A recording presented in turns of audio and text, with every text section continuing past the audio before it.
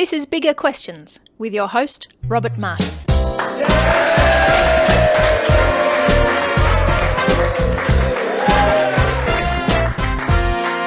Welcome to Bigger Questions, recorded live in Melbourne's CBD. Today's big question is, how do we respond to Islamic extremism? To help us think about this, we have Dr. Bernie Power join us. Bernie lectures in the comparative study of Islam and Christianity at Melbourne School of Theology. He lived for over 20 years in several countries in the Middle East. He's a popular speaker, regularly debates Muslims, and is the author of the book Understanding Jesus and Muhammad. And he joins me now. Please welcome Dr. Bernie Power. Now, you lived for over 20 years in Muslim countries in the Middle East. What was that like? It's interesting. We really enjoyed the experience in terms of the relationships that we had with Muslim people. They're lovely people. We had them as friends, as neighbours, as colleagues.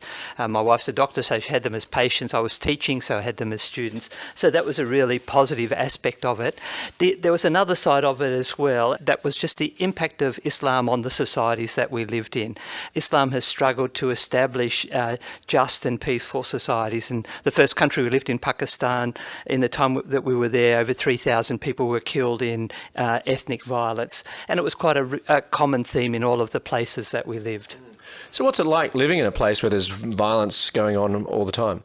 You kind of live a life of hyper-alertness, so you're conscious of this, aware of things like seeing army trucks out on the street, hearing noises, watching people, so that kind of aspect is there. So then what drives your ongoing interest then in engaging Islam Well, today? There's certainly a lot of interest in Islam today, and I'm constantly speaking at events because of people wanting to know how can we think about Islam, what's going on, and also connecting with Muslim people and hearing their stories and their worldview and seeking to respond to that. Today we're talking with Bernie Power about Islamic extremism. So Bernie, in today's quiz, I thought we'd quiz you on Islam. So I've got two questions, both multiple choice. Okay, you ready, Bernie? Mm-hmm, yep. You're good. You sound very ready. Okay, so which country has the largest Muslim population in the world? Is it A, Saudi Arabia, B, Indonesia, C, Iran, or D, New Zealand? I'm going for B, Indonesia. B, and you're correct, yes. Congratulations. There are over 200 million Muslims in Indonesia, comprising around 12% of the Muslim population of the world. The next highest is actually Pakistan, and then India and Bangladesh. Now, question 2. Islam originated in what is now the country of A, Saudi Arabia, B, Israel, C, Jordan, or D, New Zealand? I'm going for A, Saudi Arabia. And Saudi Arabia is correct. Congratulations. So Bernie, in our Islam quiz, you got 2 out of 2 right. Well done, you passed. Big round of applause for Bernie Power. So whilst Saudi Arabia is almost exclusively Islamic now, it seemed at the time of its origin it was a mix of all kinds of religions. So maybe can you tell us a little bit about the origins of Islam and the life of Muhammad? Mm-hmm. It's interesting. According to Islamic theologians, Islam actually began with the creation of Adam. So they would say it's the original religion, which all people should follow, and other religions are kind of aberrations. But most people would see that coming from the life of Muhammad. He was born in 570 AD. And in 610 AD received a call from Allah to start preaching that there was only one true God named Allah, that they should turn away from idols because the people at that time were polytheists, worshipping lots of idols, and that they should start living good lives. And he went out onto the streets of Mecca and started preaching that message. It was very unpopular because commerce came from the fact that they had so many idols in the town, and he and his followers were persecuted for that. But his teaching in that time was very kind of peaceful and tolerant, encouraging people to forgive, not to retaliate. But things changed in 622 AD when he got an invitation from a city to the north called Medina, and he moved there with the 200 followers that he'd gained in his 12 years of preaching, and they established Medina as the first Islamic city. But it also unleashed a wave of terror that began during that time. So he received a revelation giving permission to fight. And so he and his followers took up arms and they began attacking initially the caravans and then the towns around them. And this kind of mushroomed and snowballed until ultimately by the end of his life, Muhammad ruled over the whole of the Arabian Peninsula. It was at the cost of thousands of lives. Anybody who didn't submit to Islam was then a target for war. Slavery was was practiced, beheadings were widespread. A lot of the stuff that we see happening in ISIS were going on during those final 10 years of Muhammad's life. But it didn't begin in a violent way. No, It began in a peaceful way. Very He preached, and then there was almost a transformation. Yes. So it's like two faces of Muhammad, the peaceful Meccan face and the violent Medinan face. And so subsequent to that, obviously, will Islam continue to grow? Yes, and so when Muhammad died, his followers continued that doctrine of war and then began invading the countries around them. And we saw very quickly, within 20 years, that occupied most of the Middle East, all of the Middle East, and within 100 years it pushed right across and had gone into Spain and Portugal, Pakistan, Afghanistan, Iran, Iraq, up to parts of Turkey. Yeah, so it was quite a successful enterprise from a military perspective. Islam is very different to other religions, for example, Christianity, because there's a connection between the state and the religion, isn't there? Do you want to explore a bit about that? Yeah. So Muhammad's move to Medina in 622, really for him it was establishing an Islamic state, which meant social, political, economic, legal, military and spiritual rule over the area, which is what Muslims will look back to that as the perfect time. And so often they will seek to re-establish that as they have the opportunity. And Islam means, based on that, isn't it? Yeah, so the word Islam actually means submission. It doesn't mean peace. Well, if it's peace, if people submit to it. So the offer that Muhammad's troops would give to the people would say, submit to Islam and you will be safe. So as in terms of safe from military attack. And Muslim is one who submits. Is a submitter. That's right. a submitter. Yep. That's right, yeah. Now, there's lots of debate about whether Islam is a religion of peace, and we've already explored some of those ideas just now. And also, if groups like Islamic State truly represent Islam. So what is the true expression of Islam? Yeah, so when people talk about Islam being a religion of peace, if it means that the majority of Muslims are peaceful people, I have to agree, because I've lived amongst them and visit them in many other countries. But you have to separate the system from the people, don't you? And that's what I would do. And to say, but does Islam bring peace when it gets established?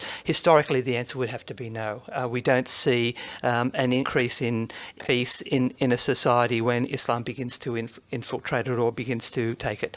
And remember, historically, it was through invasions and occupation that Islam spread to all of these other countries, with the exception of Southeast Asia and Eastern Africa.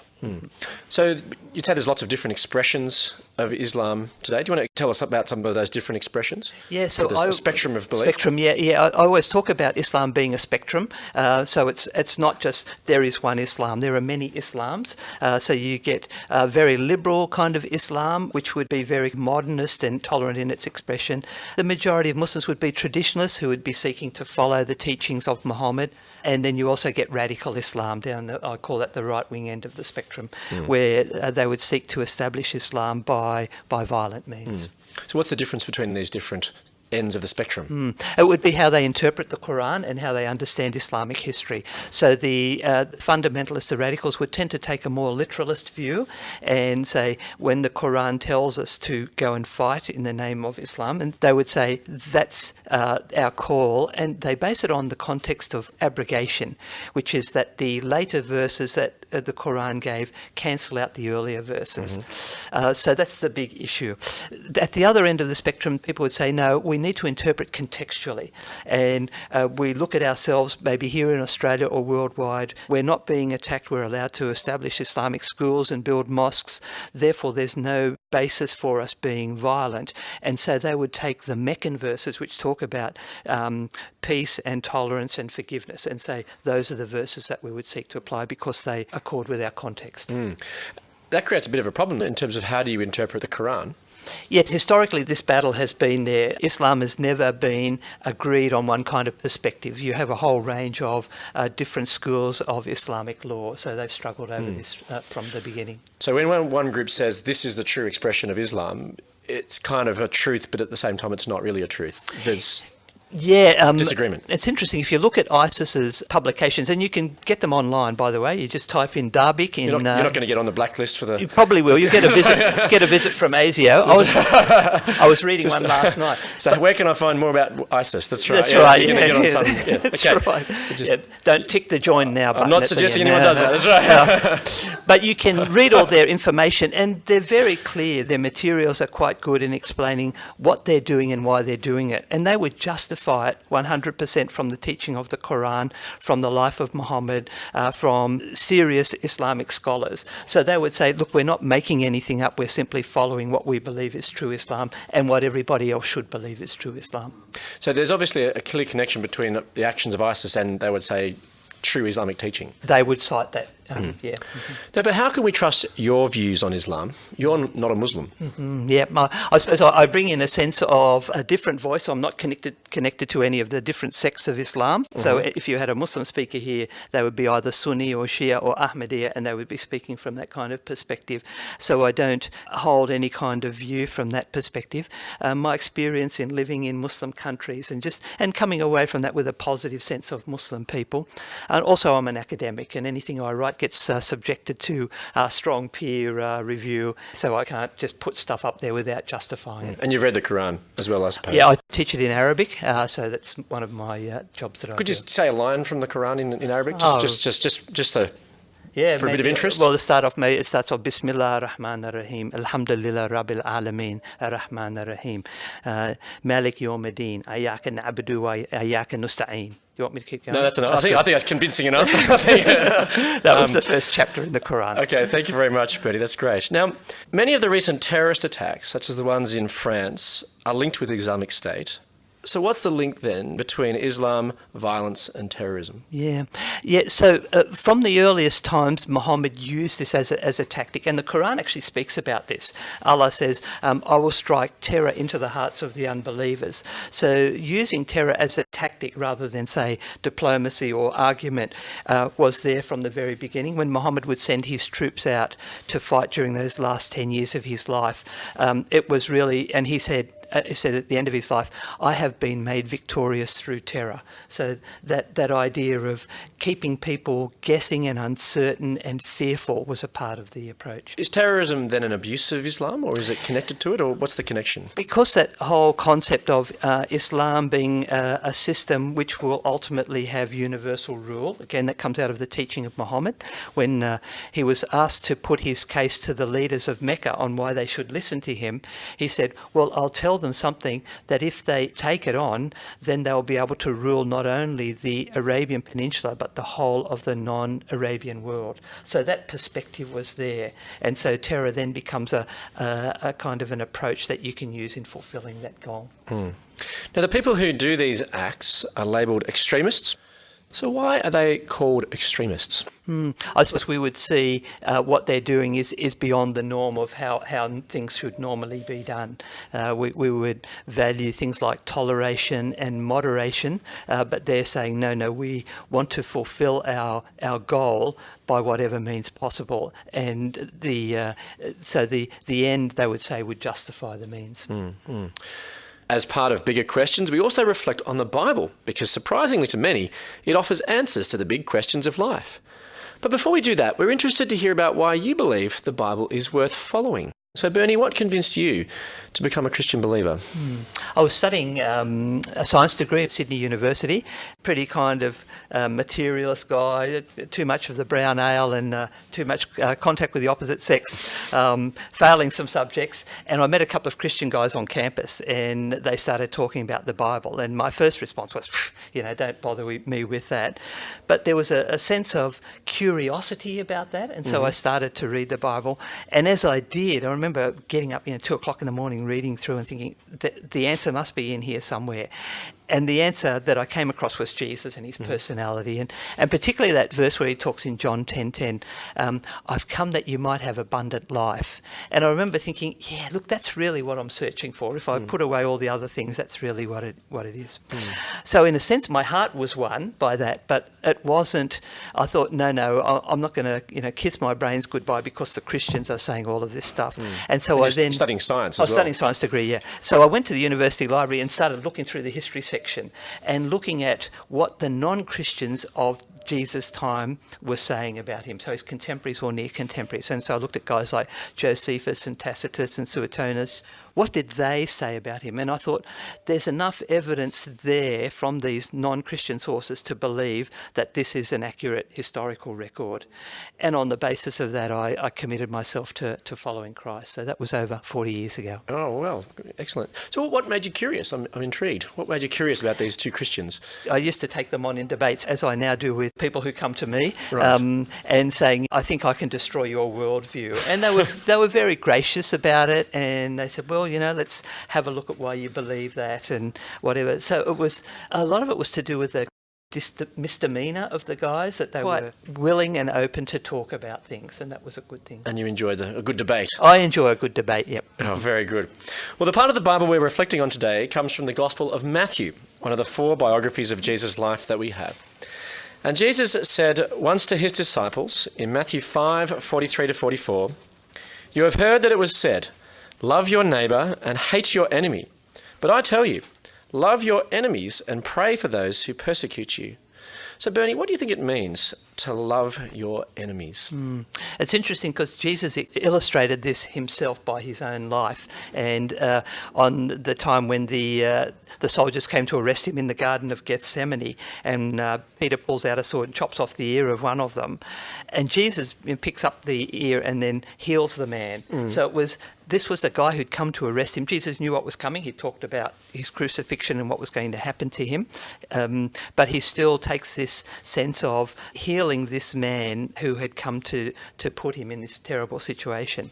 And it's this kind of sense of absorbing evil. You don't allow it to continue, but rather you take it into yourself. And the cross, in a sense, was like that. Jesus taking in the evil of the world that was cast upon him, refusing to retaliate or take revenge, and forgiving the people who've done it.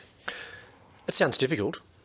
Yeah, and I think it is difficult. And it's not something that comes naturally to people. Our normal response is when something bad happens to us, we want to kick back at the person who's been responsible for that. No, well, in fact, famed atheist Christopher Hitchens was once asked about the concept of loving enemies, and he rejected the suggestion to love enemies, and he responded by saying, "We have to hate our enemies and try to destroy them before they destroy us."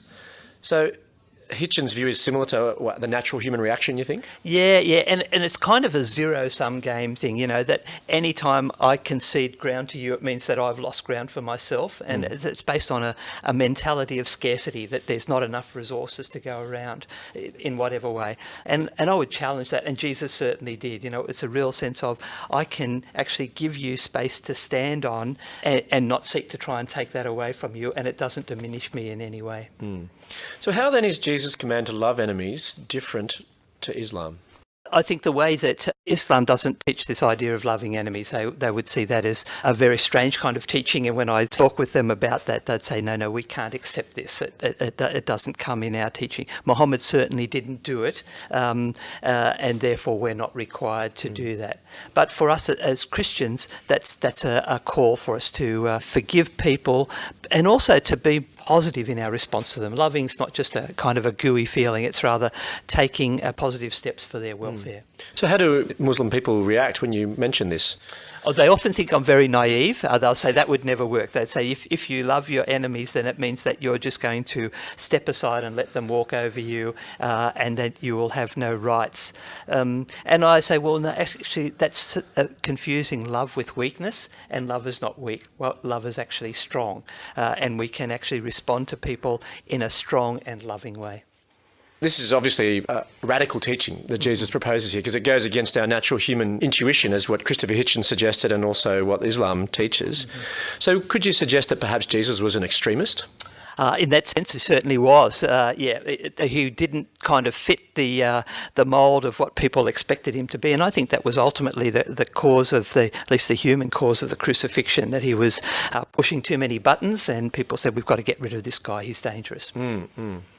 So therefore, is religious extremism the problem, or is it really depends on what you're extreme about? Yeah, I think that's, you can be extreme loving. One of the things in one of the countries, we lived in Yemen, and Mother Teresa, the Sisters of Charity, had a home there, and they would go around and collect the people that had been dumped, so often from rubbish dumps. So children that may have cerebral palsy or very bad deformities, and bring them up in their home. And it was kind of an extreme love. It didn't make any sense. The people that were literally on the rubbish heap of life, why would you put all your resources into this?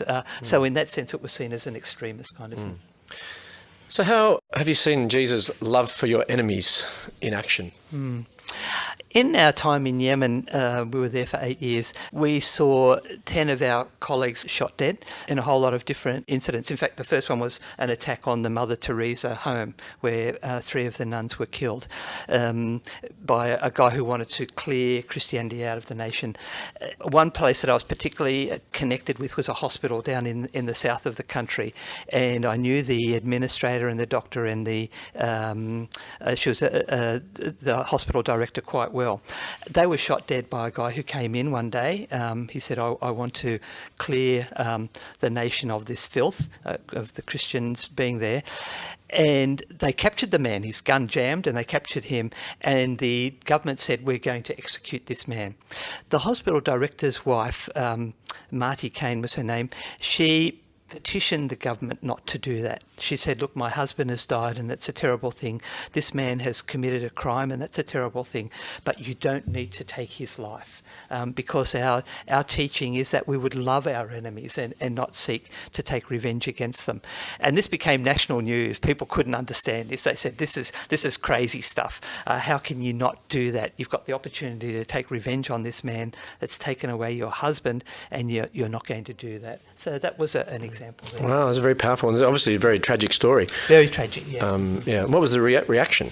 It was interesting when they buried the people there on the hospital compound, and Dr. Martha Myers, who was a great kind of a doctor, but also a teacher there, an evangelist, and on her gravestone it's just written, "She loved us." And also, in your own personal life, you've had an example of where, maybe you're not quite on the same level as that, you've prayed for someone who insulted you. You want to share the story? Yeah. So I used to ride my bike around Sana'a, which was quite unusual. They'd go me, oh, look, old guy on a bicycle. That was really quite unusual for them. And there were not many non-Arabs there in the city. And sometimes I would cop abuse. And I remember one time I was riding along, and this guy, little young fella, yelled out, "F you." That's probably the only English terms he knew. He probably didn't know what it meant, but knew it was insulting. And I thought, no, I shouldn't just let this go. So I went back to him and stopped my bike, and I went up and I put my... You decked him? Yeah, I know. I'm going to tell you, punk. Yep. I said to him in Arabic, I want to bless you. I bless you in the name of Jesus Christ, in a very loud voice. And he said, what are you saying? I said, no, I'm saying I'm bless you because we're told to bless people. Anyway, in Yemen, they're very kind of social people, and soon a crowd gathered, and they're all standing around us. And they said, what's going on here? And I said, oh, this young man, he insulted me, he swore at me. And our leader, teacher, told us that we have to bless those who persecute us. So I'm just blessing this man in the name of Jesus. And he was overcome with shame. He'd now been brought out into the public, and he said, oh, I'm very, very sorry. I promise I'll never say that again. So I gave him an Arab hug and a kiss, and we shook hands, and we went off. And I think it was an important way of just saying, yeah, we don't have to respond in anger. We can forgive, and we can actually seek to make friends out of the people who think that they're our enemies. Now, I've had a few questions come through, which I'll try to feed in now. Some bit of pushback. Yep, some say it's unfair to talk about the violence of Islam alone. Christians are behind the Crusades. Mm-hmm. What kind of a system allows that kind of violence? Good, yeah, and this is quite a common one. People often say, Christians are just as culpable in terms of the Crusades. One of the big differences to note that even though the Crusaders wore the cross on their chest, on their uniform, they weren't representing the teaching of Jesus, and particularly the cross, which was a repudiation of revenge and violence, is an inappropriate symbol. So I would say the Crusades were doing this out of a kind of a political perspective, not reflecting what Jesus taught, and certainly not what Jesus did. So if Jesus would not have led the Crusades. Which is quite significant. Maybe one of the differences perhaps between Jesus and Muhammad. Yes. So Muhammad led about 27 battles himself, and again I've got details of all those in my book, and then sent his troops out on another 50, assassinated people who criticised him, beheaded prisoners of war. So we've got two leaders who lead lives in quite different directions. Another comment or question has come through about it sounds as though Christians are perfect. What do you react to that? I wish they were. They're not. And and I think that's the real struggle in terms of you have a system and a teaching and a founder who puts forward these really high ideals, which are hard for people to live out, and people constantly fail. It wasn't naturally for you when you hugged that boy. Yep. It wasn't quite your natural response. It wasn't my natural response. It had been, and prior to that there had been angry responses. And so we were thinking, so what would Jesus do in this kind of situation? And you draw inspiration from that. Yeah. Recognising that you're still not perfect. Yep. Because loving enemies is really at the heart of the Christian message, isn't it? Yes, yeah. And I think at the cross, it's really about God forgiving, sinful humanity. And Jesus, when he died, it wasn't just someone who made political enemies or a political mistake. That may have been the perspective from the human point of view, but from God's perspective, it was a way of bringing humanity back into the family of God. So, Bernie, how do we respond to Islamic extremism? I think there's a couple of things that are happening with Islamic extremism. First of all, there's an ideology behind it, and I talked a little bit about that at the beginning. ISIS and other groups, so Al-Qaeda and Boko Haram and Al-Shabaab and Abu Sayyaf or whoever it is, they've got different kind of manifestations around the world, have got an ideology about how the world should be and how they're going to get there. So they're expecting that they want to see universal rule of their particular brand of Islam, and violence is a legitimate means to establish that.